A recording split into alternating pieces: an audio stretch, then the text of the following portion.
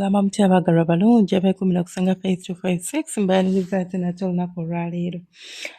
Olunaku olwaleero tugenda kwogera kwepimpina kw'okumakya.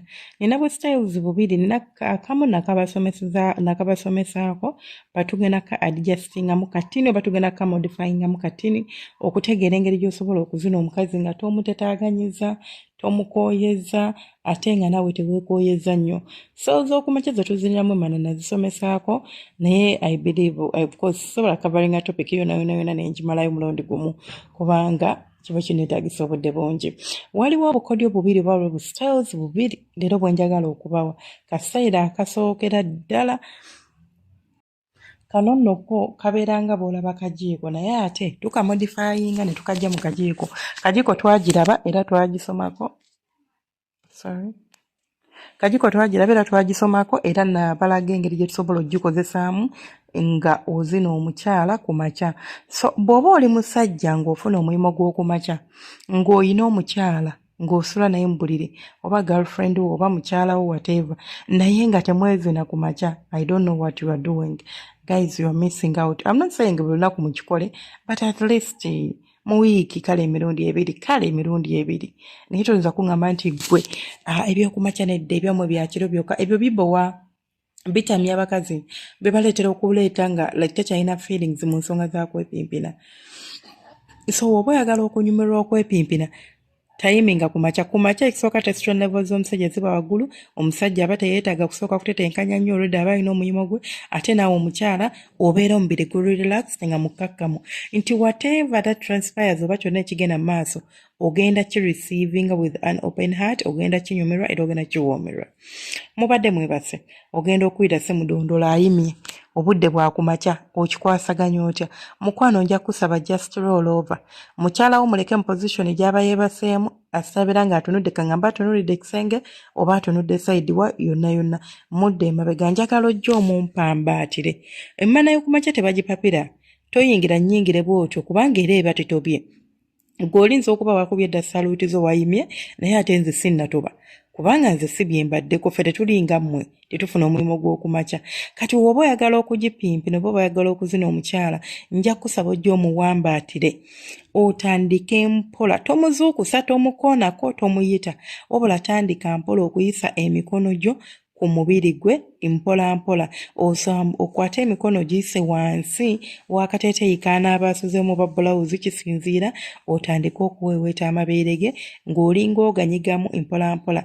Nabagamba sitera nnyo kwagala kusomesa ngeri gye tunyiga mu mabeere kubanga abasajja abamu oluusi muganyiga bubi n'ogaleeta mu pain, but amabeere gano tetuganyiga okwata mpola mpola ng'olinga alizannyisa.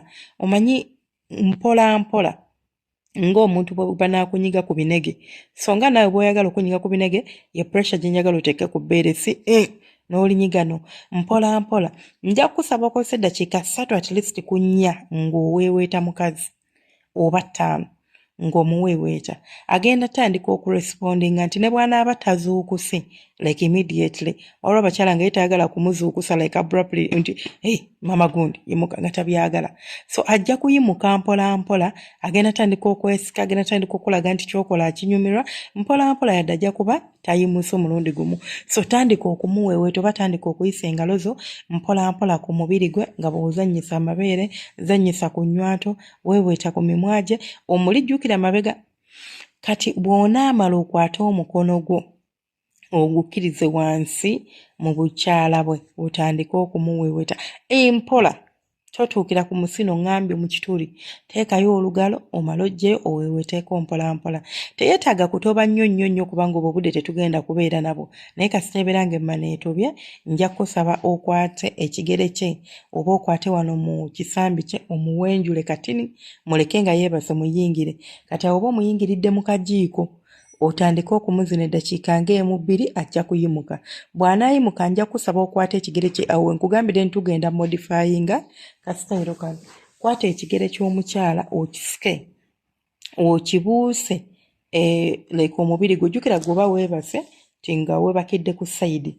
Okwate ekigere kye okibuuse mubiri gwe okiteeke eno nga kabinako awo kitegeeza nti omukyalo ogenda mutristinga oba ogenda kuba omukyusizzaamuko nti omuwenjudde.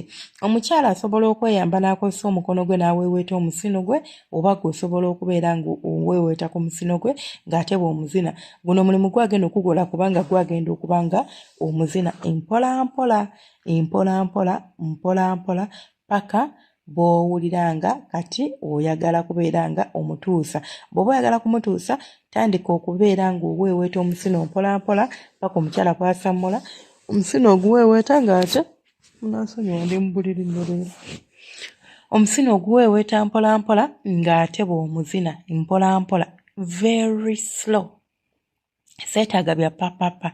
Ekyokubiri, kino tukikola kubanga omukyala obanga omuzina mpolampola tagenda kusekera ng'aleekaana nnyo, kubeera ng'azuukusa abaana mba mulina abaana, kubeera ng'azuukusa abantu bemusula nabo mu nju, munizo oba temulina baana bate nga mulina abantu abasula mu nju abasukka ku mmwe. So temugenda kubeera mu nnyumba nga muleekaana kubanga munnanga. So ku makya omuntu abeera sabuse. Impola. Osobola okunkwatira omukono gwo n'oguteeka oba olugalo lwo oba ekigalo kyo n'okiteeka mu kamwa ke n'abeera ng'akinuunako mpolampola. Kimuyambako okurelaxinga, ekimuyambako n'okubeera nga taleekaana kubanga ogenda bw'omuweeweeta ku musino kitegeeza agenda kuba nga obwagazi afuna. Kino kigenda muzza engulu abeera active mu kazannyo kammwe. Omukyala muweeweete, omukyala muzine mpolampola paka bw'osammula. Kasitayiro kano kalungi kuba tekeetaaga maanyi mangi. Omukyala togenda mukoya nti ate yimuka nti atedde eno nti atedde eri, nedda kubanga aba yakava mu tulo. Awo kitegeeza tagenda kubeera ng'abyetamwa. Abakyala abamu, abasajja abamu senga omukazi wange nze bw'omukwatako ku makya neesammula mbuye aba tayagala. Omukyala ku makya aba agenda naaba, oba akola waka oba asiiba waka oba agenda kukola mirimu. Omukyala yenna oluzuukuka what we do is kunaaba kubanga tuba twaziniddwa ekiro mpozi nga tebaakukutteko. Naye ate era osooka kunaaba okubeera ng'orefreshing omubiri gwo, okubeera ng'omubiri gugenda kukola emirimu bulungi. So tewali nsonga ekugaana kubeera ng'omuzina oba nga akwejja kwa unless ng'oli rough kubanga tosobola kunyimusa mu kiro, tosobola kunyimusa mu tulo nga ogenda tandika bya tatata amangu ago. So mpolampola omukyala ojja kubeera ng'omusanyusa. Tulabe kasitayiro akalala ng'ate omukyala ku luno ye yabadde ayagala nga gwe weebase oba n'omutandika naye ate nga yagenda ovuga ekintu. Akasoose omusajja yavuga, kati ate omukyala singa yaba avuga. Omukyala waba yavuga ekintu era naawe ogenda kutandikira mu kasitayiro ng'olinga amutandikira mu kakajiiko naye tugendera nako kakyusaamu. Omukyala otandika okumuweeweeta mpola, mbagambye eddakiika ziba 5 ku 4 oba ku 3. Bw'omaliriza ogenda kumuwenjula oteeke omukirago munda. Wabula togenda kumuyita nga bw'oyita omukyala nga bw'olaba nti ono nagambye muwenjula ebbina. Omukyala nsaba omuleka ekifuba kye nga kiri mu kifuba kyo, wabula omusike abeere nga omukyala akwebakako waggulu nti gwe weebase then n'omukwata n'omuteeka waggulu naye ng'ate ekifuba kiri wansi nga takwebaseeko, takutudde ku mukira ng'omukyala bw'alina okutuulako, then ng'omuzine.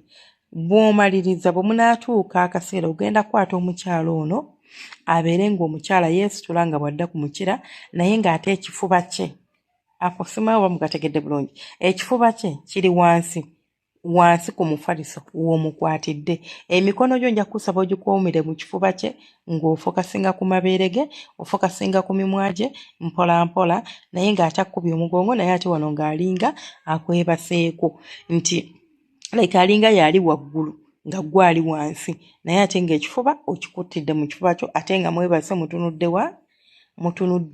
ku sayidi. Wali weebaseeko n'obeera nga amagulu ogasimbye gali waggulu naye ng'ate ekifuba kyo ekigere ekimu okyebasizza wansi, ekimu okisimbye, ekifuba kyo kyebase kitunudde ku sayidi endala oba weebakidde ku sayidi. Kati n'omukyala bw'agenda okubeera nti agenda kuba yeebakidde ku sayidi naye ate agenda kwefuula adde ku mukirago then atandike okubeera ng'akuzina paka bw'onaasammula oba paka bw'onaatuuka n'omaliriza. Busayiro buno bunyuma nnyo kubanga buli a bit lazy, teweetaaga kukozesa maanyi mangi, teweetaaga muntu kumupapiramu, very slow but sure. Omuntu ky'omukola aba akinyumirwa, aba akyagala era kiba kimukolera.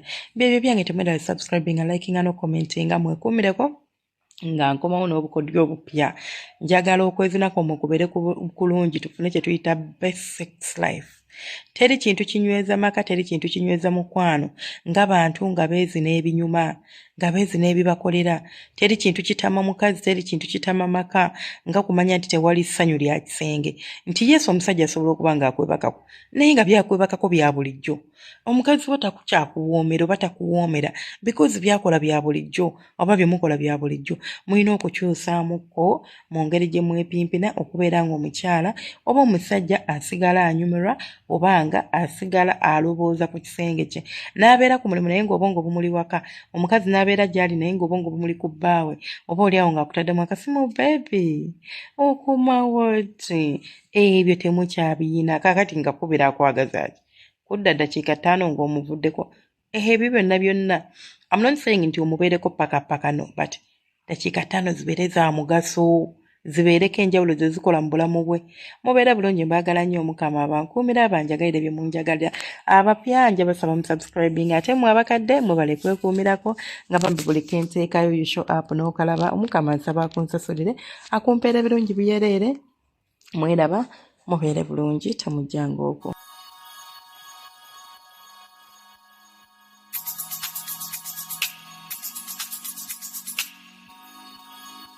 Yeah.